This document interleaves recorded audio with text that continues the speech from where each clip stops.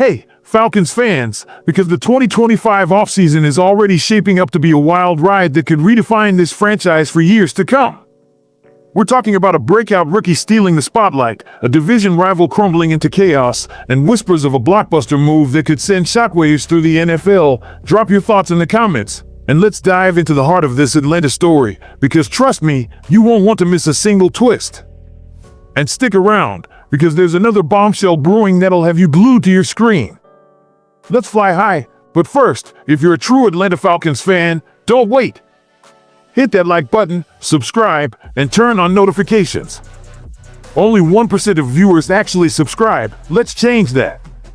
A small action that makes a huge difference. Xavier Watts, the rookie ready to soar.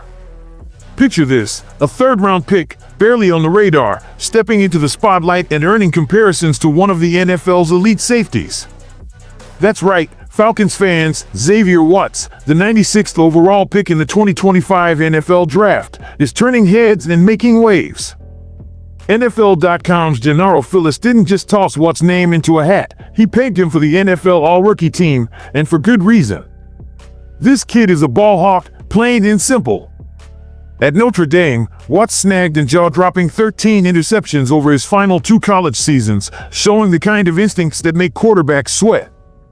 And here's the kicker, he started his college career as a wide receiver. Talk about a plot twist. Why does this matter? Because Atlanta's defense has been starving for a game-changer since their last playoff run in 2017. Sure, we've got Jessie Bates III, a 2-time All-Pro who's been a one-man wrecking crew with 10 interceptions, 21 passes defended, and 7 forced fumbles in just 2 seasons with the Falcons. But as Phillips put it, what's better than one ball-hawking safety? 2 of them. Pairing Watts with Bates could turn Atlanta's secondary into a no-fly zone, and head coach Raheem Morris is already seeing the similarities. Watts has that same serious mindset as Jessie, Morris said last month. He's studying, preparing, and applying it on the grass, just like Bates. But here's where it gets juicy.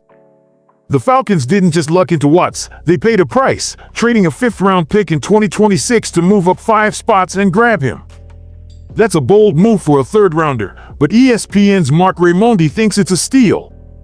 Watts figures to be in the mix for playing time with Fuller and Helms and could end up starting, Raimondi wrote. Starting? As a rookie?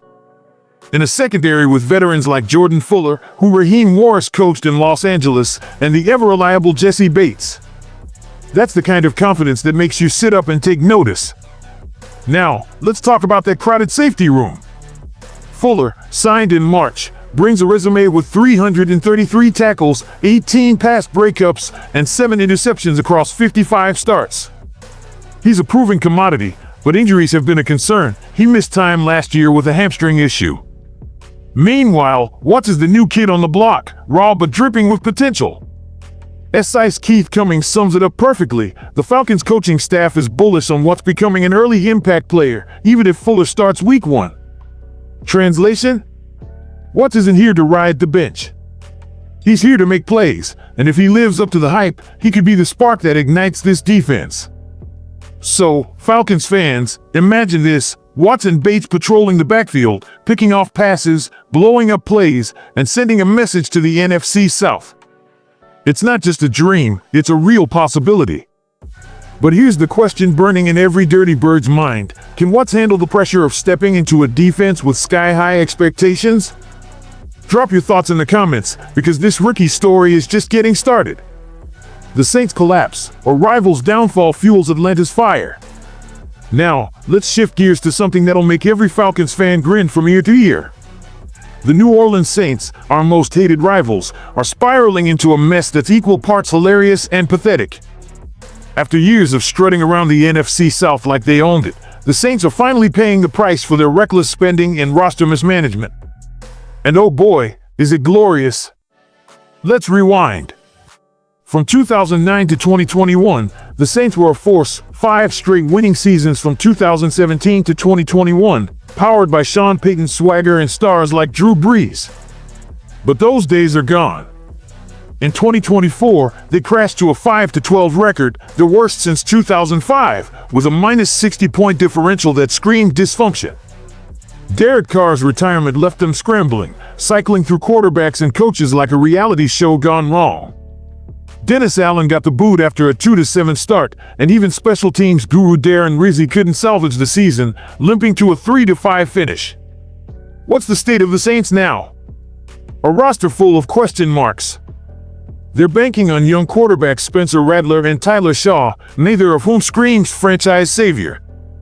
Their offensive line is a patchwork of potential, rookie Kelvin Banks Jr., and problems, Trevor Penning at left guard. Brandon Cooks, at 32, is a big addition but coming off a quiet season. Alvin Kamara and Chris Olave have star power, but both are battling age and injuries. The defense? It's got some names, Justin Reed, Demario Davis, but the secondary is shaky, and the pass rush is mediocre at best. Here's the kicker. The Saints are still $19.7 million over the cap heading into 2026. They've avoided making things worse, but this isn't a team built to contend. They're hoping for a miracle, maybe Rattler or Shaw turns into a star, or their veterans defy father time. But let's be real, this roster is a microwave bag of mediocrity, as one analyst put it. Best case? They scrape together 8 to 9 wins in a weak NFC South. Worst case? They're gunning for the number 1 pick with a 4-13 disaster.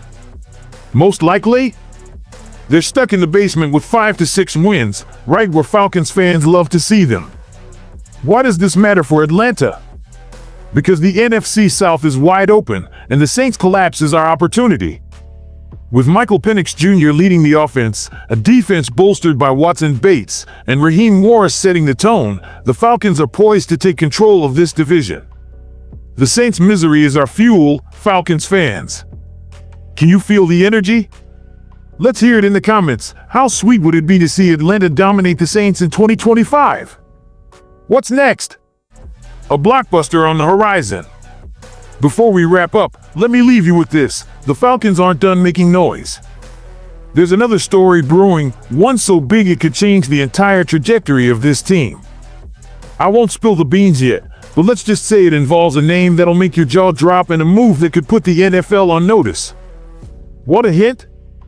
Think about a player who could elevate this defense to elite status and make the NFC South tremble. Stay tuned, because this one's going to be explosive. So, Falcons fans, the stage is set.